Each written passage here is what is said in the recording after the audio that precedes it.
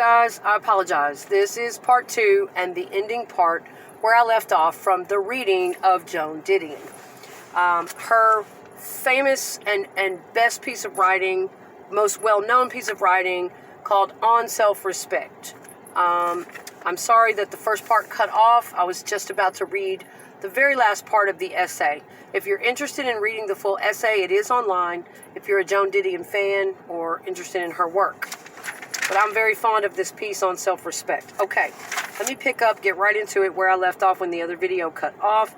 I had read a couple of quotes, excerpts of the essay already to you guys in the first part. And where I left off, okay. To have that sense of one's intrinsic worth, which, for better or for worse, constitutes self-respect, is potentially to have everything. The ability to discriminate, to love, and remain indifferent. To lack it is to be locked within oneself, paradoxically incapable of either love or indifference.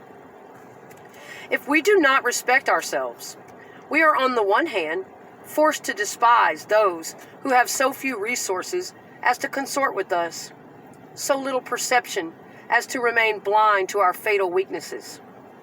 On the other, we are peculiarly, good Lord, peculiarly, okay, I'm wanting to say peculiarly, I'm wanting to say too many lilies.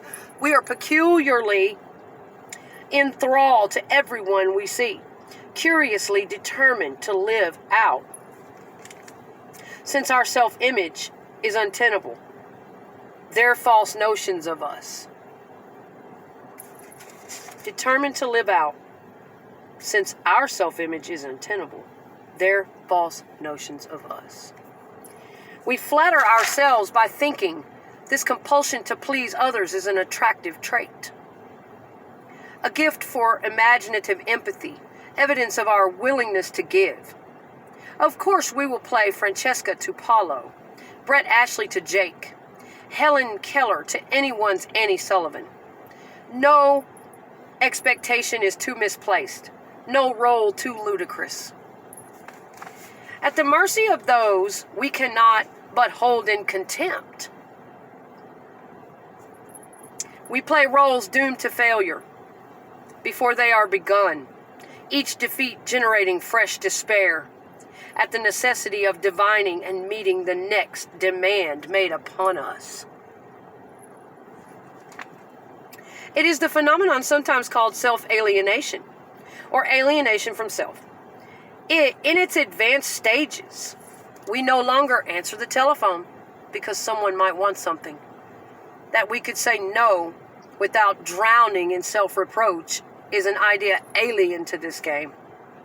Every encounter demands too much, tears the nerves, drains the will, and the specter of something as small as an unanswered letter arouses such disproportionate guilt that one's sanity becomes an object of speculation among one's acquaintances. To assign unanswered letters their proper weight, to free us from the expectations of others, to give us back to ourselves, there lies the great, the singular power of self-respect. Without it, one eventually discovers the final turn of the screw. One runs away to find oneself and finds no one at home. Joan Didion is the shit, y'all. I'm telling you. That's not the entire essay. That's just the last part of it. I did read you a couple of other pieces from throughout the essay. Look it up online if you're interested. Very thought-provoking. She's a very thought-provoking writer. And in this essay, it just gets your wheels to turning. It gets you to think of all the ins and outs. And just very deep to me. I really love her.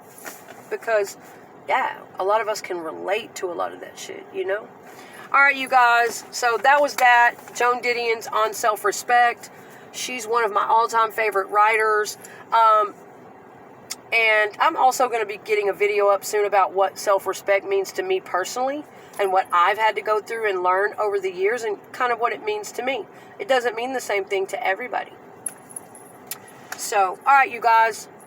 Thank you for watching. Hope everyone is well, and I'll be back soon with more content.